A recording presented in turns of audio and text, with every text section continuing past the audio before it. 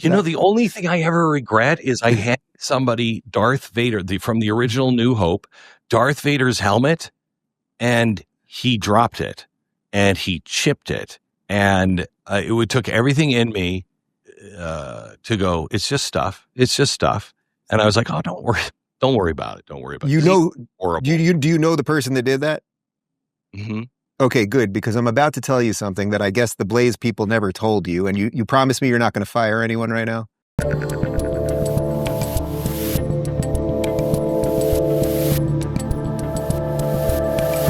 What's that car that you drove me to the Blaze studio in? That you're old. It's it's it's a 1934. It's a 1934 Bentley boat tail Le Mans racer, and it is unbelievable. All right, we'll put a picture of it up in post because you took me in this car, I don't know, about a half hour to drive back to the studio from your house or so. Yeah. We're on the highway, there's no top. We have no helmets on. You're grinding the gears on this thing. I'm thinking it's going to end right now. Like some giant truck in Texas is just going to, and I was like, you know what? If this is how it ends, Rubin got crushed with Glenn Beck in the old time. It's going to be cool. So she lets you do that. Yeah, it is. Yeah. It is a pretty good way to go. She does let me. She because I collect history. She's let me collect some amazing things, but they're all going. There's another announcement that's coming in January about our museum that we're going to be doing some amazing things and finally giving it a public space and opening it to the public. And we're about to do something with the White House for the 250th, which is really exciting. So. There's some really neat things. Let me ask you a bit about that. So I think one of my favorite episodes of the show I ever did, we did at Blaze Studios, and I said to you, bring whatever you want. And you brought in a whole bunch of your favorite memorabilia, and we went through things for about an hour. It was really wonderful. And then I got to spend some time at the museum, and you let me hold the Olympic torch that Jesse Owens held, which I'm pretty sure you shouldn't have. Why did you let me hold that? I should not have been allowed to hold that. The only thing I ever regret is I had somebody, Darth Vader, from the original New Hope, Darth Vader's helmet, and he dropped it, and he chipped it, and it took everything in me to go, it's just stuff. And I was like, oh, don't worry about it. Don't worry about it. Horrible. Do you know the person that did that? Mm-hmm. Okay, good, because I'm about to tell you something that I guess the Blaze people never told you, and you promise me you're not going to fire anyone right now? Oh my gosh. Did you try it on?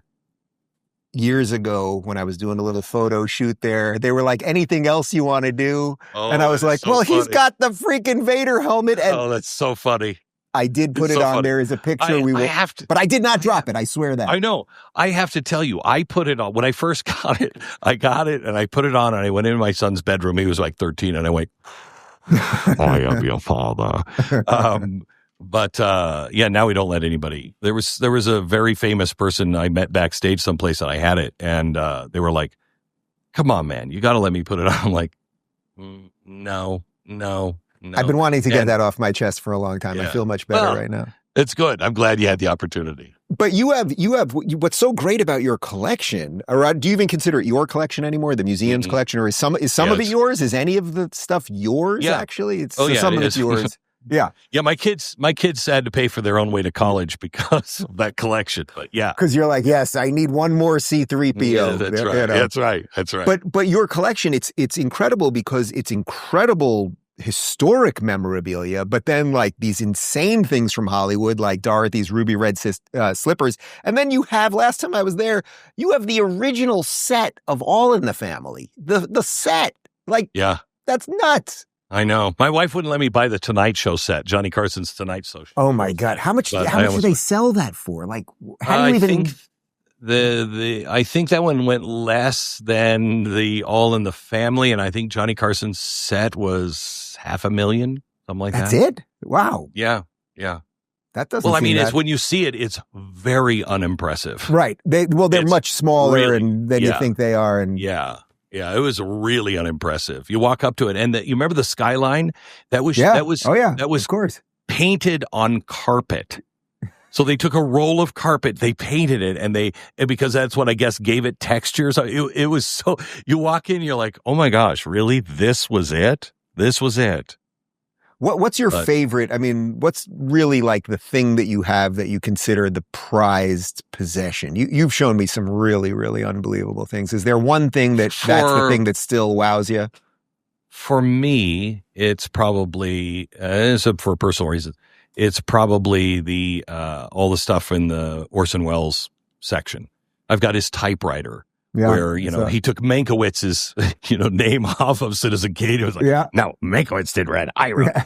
I have his script. I have all of his scripts from all of his films. I have the original War of the Worlds script. I have his movie camera. I have his storyboards from Citizen Kane, done by him. I mean, I'm a big fan of Orson Welles. So that's probably my personal favorite. But it's hard to choose. I mean, there's 150,000 pieces in one vault, and that's probably only about 50% of it. What about from a historical perspective, not a Hollywood or entertainment perspective? Passion-wise, one of my favorites is the D-Day Normandy flag, the flag that landed on the beaches of Normandy, and I don't know if you've seen that one. I don't think I saw that. It's only half of it. It's all frayed, and I mean, it looks like it went through war. It is stunning. We have the full Roe versus Wade case of all the papers, all of the notes back and forth, all the letters back and forth from Roe's attorney. So that one is being poured over by scholars and attorneys now, because she wanted it to go to a university, to teach people that, how important it is to fight for abortion rights. And when I saw that, I thought, well, that seems pretty greedy. Then you should have just donated it. Otherwise you put it up for auction and you risk somebody like me. And then my wife found out about it because she does not bid in any of this. She does not like this at all. Yeah. And I knew that was going to be really expensive. And so I said to her, honey, and she says the same thing every time. Oh, good Lord, what is this going to cost? And I said, before I even say what it is, and I said, well, I want you to hear this one out because this one is different. And I told her what it was. And I said, so I don't know. What do you think that's worth? And she said, 65 million children. And so she bid on that one. And don't ever bid against my wife. She's an animal. But that one we are loaning out. We're doing research on it right now to get everything down. But I've seen people that were interns on that case that are going through it, and they're seeing these notes, and they're like, I knew it. We knew it at the time. We knew there were these connections to all these lefties that happened way before, and they have always been denied, but they're all in the paperwork of this case. If you're craving more honest and thoughtful conversations about politics, check out our politics playlist right here. And if you don't want to miss any future videos, make sure to subscribe and hit that notification bell.